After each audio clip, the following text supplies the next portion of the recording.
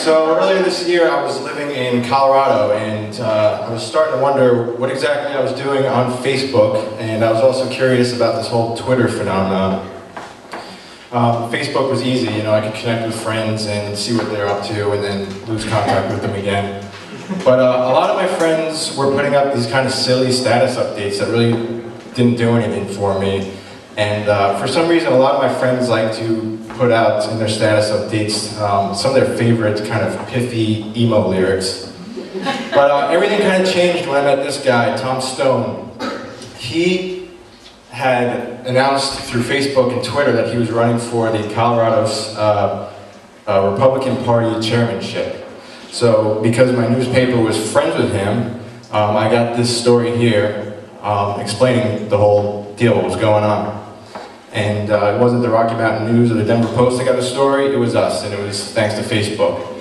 So from that point on, I kind of realized the direction I wanted to take with Facebook and Twitter, and it was news, either getting it or giving it. So this was my new vehicle to do that. And so far it's kind of worked out pretty well. A couple months ago, I ran across a Twitter post that linked to a blog saying that there was going to be a new pizza place, a coal-fired pizza place in Red Bank. I did some footwork and found out that was the case, and that was the result right there. Did a story on a pizza place coming to Red Bank. Doesn't sound like a big deal, but it kind of is if you live in Red Bank. So because of that story, that turned into another story because it had a domino effect. We got an email from another guy who said he was opening up a pizza place, a coal-fired pizza place. So all of a sudden we had a pizza party in Red Bank. So because of that one little Twitter post, I had two stories. And what I found is the reporter's notebook and pen really doesn't work for a journalist anymore. You got to use more tools, put more tools in your toolbox. Twitter and Facebook, I believe, is a big part of that.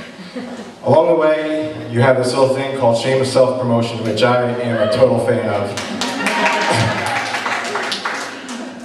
Twitter and Facebook for me is a great vehicle to do that. I don't try and be like a spammer though, and just kind of annoy people. I try and have, you know, be a little bit more human.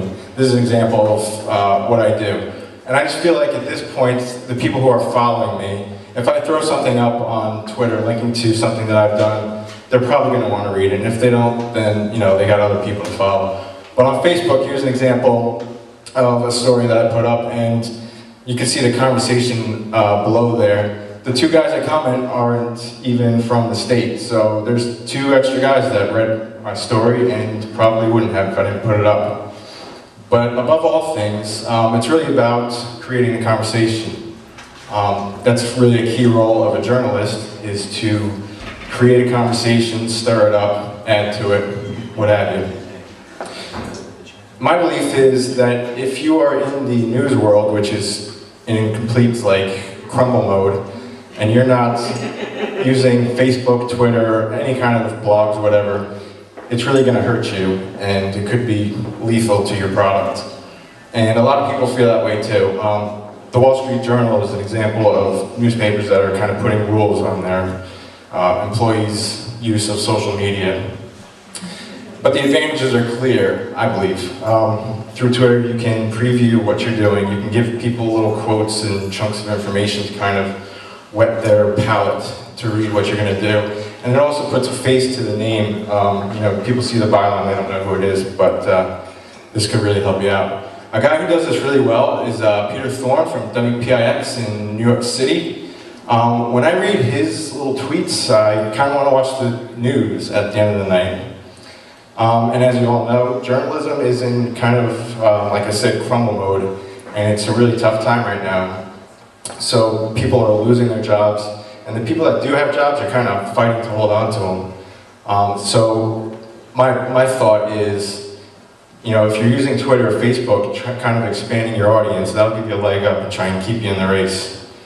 And in my own experience, for me, it's a lot better than posting my own sort of pithy emo lyrics that I prefer in my status updates. That's it.